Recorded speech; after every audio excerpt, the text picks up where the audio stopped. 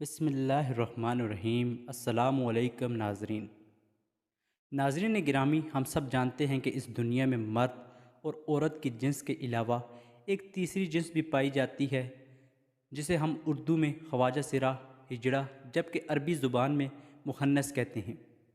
ناظرین گرامی، اب سوال یہ پیدا ہوتا ہے کہ اللہ پاک نے قرآن کریم فرقان حمید میں اشرف المخلوقات میں شامل اس تیسری جنس کو کیوں مخاطب نہ کیا؟ شادی شدہ جوڑوں سے ایسی کون سی غلطیاں سرزد ہوتی ہیں کہ ان کے ہاں خواجہ سرا پیدا ہوتے ہیں؟ ناظرین گرامی، کیا اسلام میں خواجہ سرا سے شادی کرنے کی اجازت دی گئی ہے؟ ناظرین، بے شک اللہ تعالیٰ ہی ساری کائنات کا خالق و مالک ہے، پھر ایسے کیسے ہو سکتا ہے کہ وہ اپنی مخلوق میں اس تیسری جنس کا ذکر نظر انداز کر دے؟ یہ محض ایک غلط فہمی ہے جو کہ مذہبی اور معاشرتی اکابرین نے ہمارے اندر پیدا کی ہوئی ہے۔ ناظرین، ایک مشہور سائنسدان ہیری کلین فلٹر نے اپنی ایک تھیوری پیش کی جسے اس نے اپنا نام کلین فلٹر سنڈروم دیا۔ ناظرین، اس بیماری کے مطابق عورت اور مرد کی طرح خواجہ سرا کوئی تیسری جنس نہیں بلکہ یہ ایک جسمانی بیماری ہے۔ اللہ تعالیٰ نے انسان کو مرد اور عورت کے ہی روپ میں پیدا کیا ہے، لیکن جس طرح دیگر پیدائشی بیماریوں کی وجہ سے بچہ اندھا، گونگا اور بہرا پیدا ہو سکتا ہے، تو اسی طرح کروموسومز ایکس اور وائی کی تعداد کے عدم مطابقت کی وجہ سے بچے کی جنس کا تعین بھی نہیں ہو پاتا، جس سے بچہ پیدائشی طور پر ابنارمل پیدا ہو جاتا ہے۔ ہر انسان میں 23 کروموسومز کے جوڑے پائے جاتے ہیں اور ہر جوڑا 2 کرومیٹین پر مشتمل ہوتا ہے۔ اس طرح مجموعی طور پر ایک انسان میں 46 کرومیٹین پائے جاتے ہیں۔ بعض اوقات کروموسومز کی تبدیلی کے وقت مردوں میں ایک زائد کرومیٹین ایکس پیدا ہوتا ہے، اس طرح مردوں میں 46 کی بجائے 47 کرومیٹین بن جاتے ہیں۔ ناظرین گرامی، سائنسدانوں کے مطابق ہر 500 میں سے ایک مرد 47 کرومیٹین پیدا کرتا ہے، اور بچے کی پیدائش کے وقت اگر یہی 47 کرومیٹین جو کہ باپ کی طرف سے ایکس ایکس یا ایکس وائی کی شکل میں ماں کے کرومیٹین ایکس سے جوڑا بنا لے تو بچہ پیدائشی طور پر ٹرانسجینڈر پیدا ہوتا ہے۔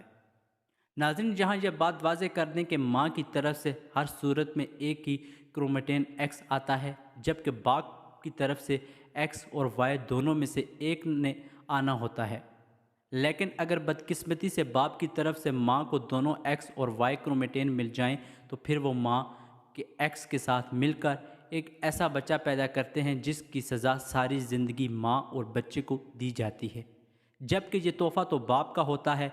لیکن ناظرین گرامی، اسلامی نقطہ نظر سے امام ابو الفرا طرطوسی کی کتاب تحریم الفواحش میں حضرت ابن عباس سے ایک روایت نقل کرتے ہیں۔ حضرت ابن عباس نے فرمایا کہ خواجہ سرا جنات کی اولاد ہیں۔ کسی نے حضرت ابن عباس سے دریافت کیا کہ یہ کیسے ہو سکتا ہے، تو آپ نے فرمایا کہ اللہ اور اس کے رسول نے آدمی کو حالت ایس میں بیوی سے مباشرت کرنے سے منع کیا۔ جبکہ آدمی حالت ایز میں بیوی کے پاس آتا ہے تو شیطان عورت کی طرف آدمی سے پہلے پہنچ جاتا ہے۔ اس لیے ہمارے پیارے نبی صلی اللہ علیہ وآلہ وسلم نے فرمایا کہ جب تم میں سے کوئی اپنی بیوی کے پاس جائے تو دعا پڑھ لیا کرے، اور وہ دعا یہ ہے کہ اللہ تعالیٰ کے نام کی مدد سے اے اللہ ہمیں شیطان سے محفوظ فرما، تو اس طرح شیطان انسان کو کوئی نقصان نہیں پہنچا سکتا۔ قرآن کریم فرقان حمید کی سورہ شعراء میں اللہ تعالیٰ اپنی حکمیت بیان کرتے ہوئے ارشاد کرتا ہے، بے شک آسمان اور زمین کی حکومت اللہ ہی کے لیے ہے، وہ جو چاہتا ہے کرتا ہے، وہ جسے چاہتا ہے بیٹے عطا کرتا ہے اور جسے چاہتا ہے بیٹیاں، اور جسے چاہتا ہے ملا جلا کر عطا کرتا ہے، اور وہ جسے چاہتا ہے بے اولاد رکھتا ہے، وہ تو چاہنے والا اور قدرت والا ہے۔ ناظرین اکرامی، اب ہمارا یہ ایمان ہے کہ اللہ ہر چیز کا مالک ہے، وہ جو چاہتا ہے کرتا ہے اور کسی پر ظلم نہیں کرتا۔ ناظرین، اب بات کرتے ہیں کہ خواجہ سرا سے شادی کی جا سکتی ہے یا نہیں۔ دراصل بات یہ ہے کہ خواجہ سرا کوئی الگ مخلوق نہیں بلکہ وہ بھی انسان ہی ہیں۔ خلقی اوصاف کے اعتبار سے ان میں سے بعض مردانہ اوصاف سے محروم ہوتے ہیں اور بعض زنانہ اوصاف سے۔ یہ انسان کی تخلیق کے وہ عیب ہیں جو اللہ نے ان میں سے ایسے ہی رکھے ہیں جیسے ہم بعض لوگوں کو انسانی اعضاء سے معذور پاتے ہیں۔ یہ نقائص امتحان کے لیے انسان میں رکھے جاتے ہیں۔ ناظرین، ایک انسان جو کہ معذور ہونے کے باوجود کامل عقل و شعور رکھتا ہے تو اس کا امتحان صبر کا امتحان ہے۔ خنثیٰ مشکل یعنی جس شخص میں مرد و عورت کی علامت بالکل مساوی ہوں، کسی لڑکے یا لڑکی کا نکاح شرعاً جائز نہیں۔ البتہ خنثیٰ غیر شکل یعنی وہ خنثیٰ کہ جس میں مردانہ قوی اور علامت غالب ہوں تو وہ شرعاً مرد شمار ہونے کی وجہ سے اس کا کسی لڑکے سے نکاح، اور اگر اس میں زنانہ صلاحیتیں اور علامات غالب ہوں تو اس کا کسی مرد سے نکاح شرعاً بھی جائز ہے اور درست ہوگا۔ ناظرین گرامی، ایک دفعہ ایک شخص باب علم امیر المومنین حضرت علی المرتضیٰ رضی اللہ تعالیٰ عنہ کی بارگاہ میں حاضر ہوا اور عرض کرنے لگا، اے امیر المومنین، میرا بھائی ایک خواجہ سرا کی محبت میں گرفتار ہو گیا۔ جب ہم نے اس کو اس مکروہ عمل سے باز رکھنے کی کوشش کی تو اس نے اس خواجہ سرا سے شادی کر لی۔ اب آپ ہی بتائیے، کیا یہ نکاح جائز ہے؟ جب یہ معاملہ حضرت علی رضی اللہ تعالیٰ عنہ کے سامنے پیش کیا گیا تو آپ نے خواجہ سرا سے دریافت کیا کہ تمہاری مشابہت مرد کی طرح ہے یا عورت جیسی ہے؟ خواجہ سرا نے بتایا کہ مجھ میں مرد اور عورت دونوں کی خصوصیات پائی جاتی ہیں، مجھے ماہواری بھی آتی ہے اور میں مردوں کی طرح بھی زندگی گزارتا ہوں۔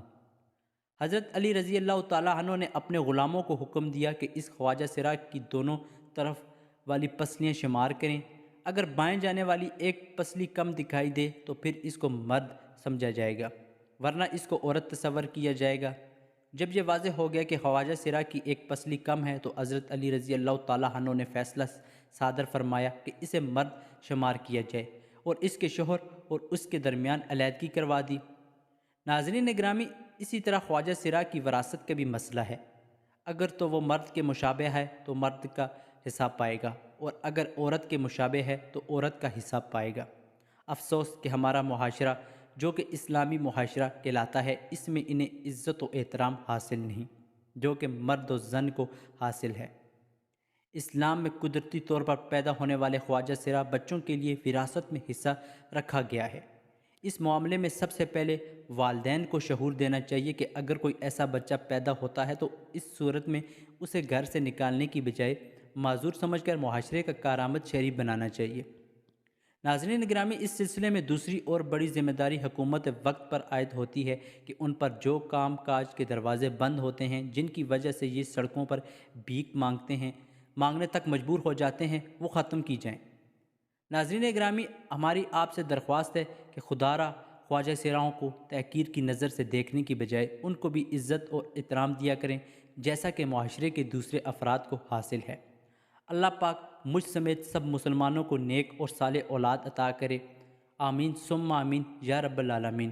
اسی امید کے ساتھ کہ آپ کو ہماری آج کی یہ ویڈیو پسند آئی ہوگی۔ اگر آپ کو ویڈیو پسند آئی ہے تو ہمارے چینل کو سبسکرائب کرنا مت بھولیے تاکہ ہماری نئی آنے والی ویڈیوز آپ تک آسانی سے پہنچتی رہیں۔